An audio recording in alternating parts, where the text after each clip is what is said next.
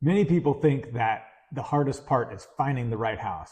And what's funny is you start overseeing this happen to many people. The hard part is actually getting the keys, not the actual physically getting the keys, but realizing that, oh geez, this house is now mine. And the reality kind of sets in on what this all means. So basically they bought the dream and now the reality of the project is setting in. Yeah, well said. I think that's even more eloquently put. You should have kicked this off. But anyways, so what we're talking about today is how as we're working with clients, and this happens with almost every single client. Mm-hmm. Very normal. It's a super normal. And it's, so that's where, as experts, it helps for us to kind of know this is coming and then trying to help our clients work through the process ahead of time, kind of knowing this is what's going to happen. And the way it kind of plays out is, we're going into houses, we're seeing houses like boom, boom, boom, like, how about this house? Nope, don't like it. Ooh, all of a sudden, the sky opens up, the sun comes out, the one house has been found. And as we've talked in other videos, there starts to be a movement of, that's not a problem. Oh, that's not a problem. They start dismissing things that are not a problem. And they probably aren't problems today. Or maybe they may not even be problems long term, but right now it's very easy to disregard it because they just love the feel of the house, which is what you want. Because the floor plan is the floor plan they've been looking for, the one that's so much better than every other floor plan that's been. The yard is the most amazing yard that we found, better than all the other yards, plus the floor plan. Oh my gosh, it's the one. It doesn't really matter beyond this. Right. This is going to be the house. Yes. Okay, fine. Hey, Troy and Kirsten, write it up. Let's do this, right? How often do we get this? Like, everybody's so excited. Like, we've seen so many houses and this is it. Do it. Like, where do we sign? And I know we've talked before that we can see that moment happening, and we're excited for you as our friends and clients that you have found this house, and we do want to get it for you because we know you're making the right decision. We would not just write it up if we felt that there were valid reasons you shouldn't have the house. Yeah. Exactly. So clients and friends should know they can rely on us to not help them not make a poor decision. Right. So we're guiding you through and pointing out things that where you've said this is important to you, and I see that this isn't here, or this is set up in a different way, and let's just make sure, pump the brakes just for a second and make sure that we all see this coming. So then what happens? Because I know after we get in contract, everyone's excited. And then we usually have about 30 days of stuff that we have to go through. Generally, that's disclosures, inspections, maybe doing a request for repair, getting you through an appraisal and loan process. And through that, usually actually everything's pretty okay. Even the home inspection, things pop up and people are accepting. They're looking for the big things. Does the HVAC work? Out here, if air conditioning is not working in the summer, that's a problem. Yeah. So we get through all of that. But in the inspection thing, I think we're still in the honeymoon phase. Correct. Like I compare everything to relationships because it's very similar where we're in love with this house. I just want to make sure we're getting this house from the client's perspective. And obviously we're trying to facilitate that. But we're like, okay, we're going to have inspections. Let's go through the inspections. Why don't you come out while the inspection's happening, or come out at the end when the inspector's done and they can walk you through the thing. And if that's not possible, we'll be there, we'll get the info and we can relay it, and there's a big report and we can talk through the details. It's still kind of the honeymoon phase. There's still a glow of, this is an amazing house. Right. This is where they usually have the time to potentially bring friends and family to see the house. You start doing the measuring, figuring out where your furniture is going to go. Is your TV still going to fit, or are you going to have to get a new one for this new house? And maybe the old one's going to end up in the garage instead. Right. And so this is where we try and slow the roll is, come back out for that second visit of the house, come back out for the inspections. Like, let's talk through some of the things, start opening the cabinets, start looking at the cleanliness of the house.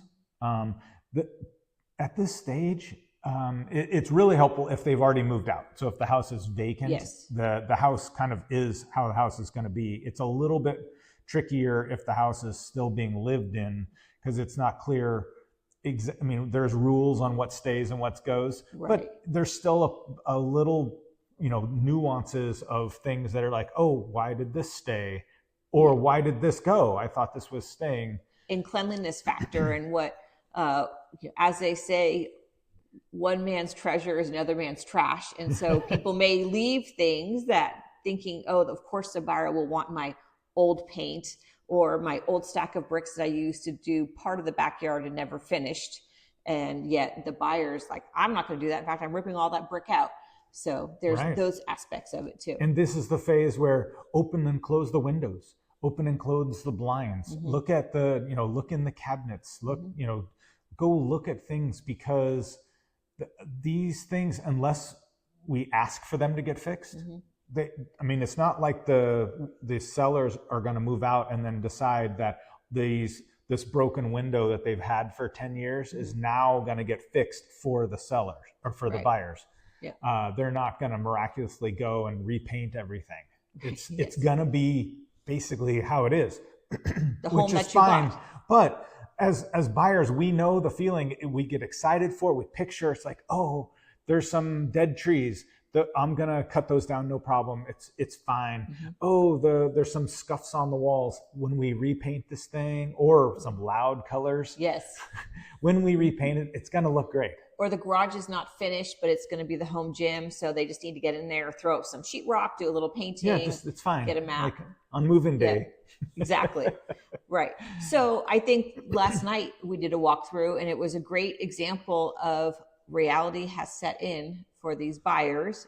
And the walkthrough experience was, it was actually kind of, I don't want to say it was fun, but it was kind of interesting just to watch their expressions, because they are still excited. They're closing the house. And, they share with us, we have carpet cleaners coming on the day we close. We have someone coming to steam clean the tile. That's really important to us.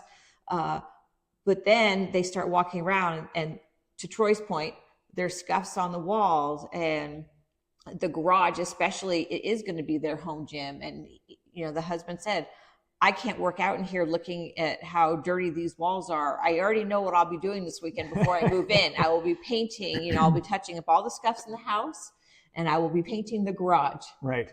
And I think they had a good balance of like, this is what we're going to do to make it our own.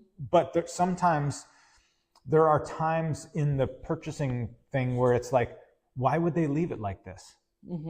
Why would they leave the garage with scuffs on the walls? It's like, well, that's why would they paint it and make it all nice for the buyer that bought it with scuffs on the walls? Right. So it is just kind of how it is, and it's okay. And these feelings are super normal. So we're not passing judgment on anybody. If anything, this is kind of our job to say, note that there's scuffs on the wall. These will be there when you move in. So, be prepared. You may want to paint or do some things, or just be okay with it. But it's hard to see sometimes that overwhelming, like is so much to do all of a sudden. The house moves from, this is our dream home, to, oh my gosh, now when we move in, there's going to be so many things to do. Yes. And it's gonna every weekend for the next year are filled. Yes. Oh, and the new mortgage, and I'm sure it's probably bigger. It usually is. Yes. So there's like costs of moving. There's the packing that's going on at the current place of residence. Yeah. So I think what we're trying to say is that it's really normal to have this maybe sense of overwhelm at what you are buying, and the enormity, I think, not just of potentially the work that needs to be done, but just the decision you've made. Especially as right-sizers, this is a big change. You are maybe potentially giving up the home that you loved and raised your kids in for 30 years to now something brand new. And now you're realizing that you're not just going to move in and be happy, but it's going to require some work and some effort from you before it becomes the house that you dreamed of and truly love. And so what's our role in this part of the process, Troy? I think our role in this is, and I've been kind of joking about how dramatic it can get and everything. And it's fine, because that is how it happens often. So our role is to kind of say, hey, let's make sure that we're looking in the cabinets, that we're opening the windows, that we're kind of acknowledging some of the the challenges that the house has ahead of time, without saying this maybe isn't the house, or trying to say that you shouldn't buy this house, but just be aware that these are the things. Also, our job is to say, be aware that, kind of like when people get married and there's the cold feet, you know, the everybody kind of knows that feeling, right? Before you make a big commitment, there's like a, am I doing the right thing? That will come. Like that feeling of, am I doing the right thing, will come. And it's just like if you've been married, somebody probably told you this is normal. Like, it's okay to feel this way. You've thought about all these details. You guys are going to work together. The house is going to be your new partner. You will work through this. This is normal. So our job is to kind of breathe through this. Like, it's okay. We're not trying to force the house on anybody, but to say you made the right decision. We looked at 40 homes or whatever it was, right? We looked at so many. Remember, this is your dream home. It is going to take your touch. It's going to take your magic to make it right, and you will make it your own. And I can't wait to see what you do with it. Yes. And I would just add one other thing, is that we are also here to be your advocates. So at the time we're doing the walkthrough, if we do see things that are what we believe not to be correct, so for example, the seller has left things behind that shouldn't be there, we are there to ensure that as a buyer, you are not saddled with those things. In addition to having to work on your new project. We want the stuff you're working on to be the things that you signed up for and were excited to do, and not having to fix someone else's mess. Yeah, haul somebody's trash. Yeah, that's not fun. No.